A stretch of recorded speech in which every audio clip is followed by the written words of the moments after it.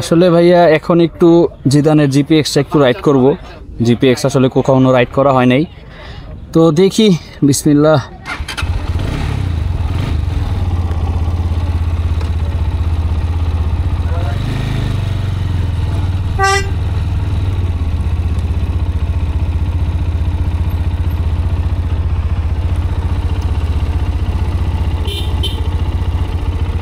আসলে ভাইয়া গাড়ি চালানোর সময় আমার এই দুইটা জিনিস খুব প্রয়োজন।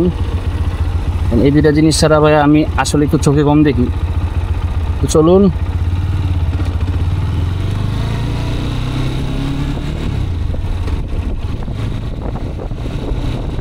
Oh right, I'm GPX Demon riding right now and আসলে ভাইয়া আমার কাছে একটু আনকমফোর্টেবল লাগতেছে, কারণ ওর সিটিং পজিশনটা খুবই ডিস্টার্বিং। আসলে আমারটা দিয়ে চালাইতে চালাইতে আসলে অভ্যাস খারাপ হয়ে গেছে, যখন এই সিক্সের গাড়ি একটু আমার কাছে আসলে ক্যামেরা মনে হয় জিপিএক্স ডেমনটা আসলে অতটা আমি সুবিধা করতে পারতেছি না।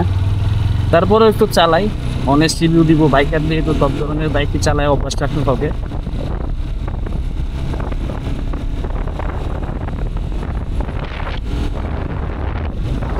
টু বি অনেস্ট, সত্যি কথা বলতে জিপিএক্স ডেমন রাইড করতে হলে একটু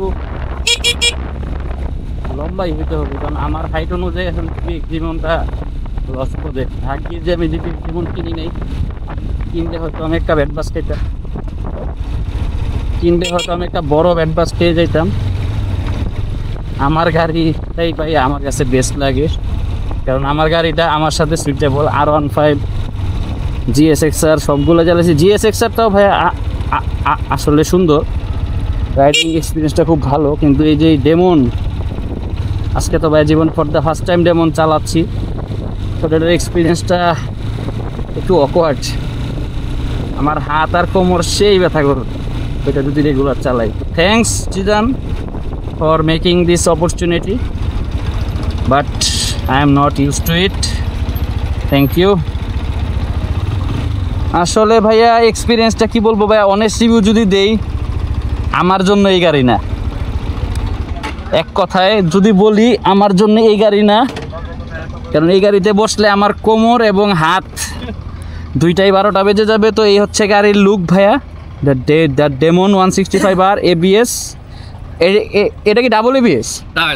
ডুয়েল ABS। বাট যাই হোক, জিদান আসলে যেই পরিমাণ লম্বা ওর জন্য ঠিক আছে, তাছাড়া তো একটু শুকনা, কারণ আমার তো ভাই যে একটা জিনিস আছে আল্লাহ দিলে, আমরা জানিস তো, এটাই হচ্ছে সমস্যা। তারপরেও চলুন, আমরা আমাদের ফার্স্ট লোকেশন ডান।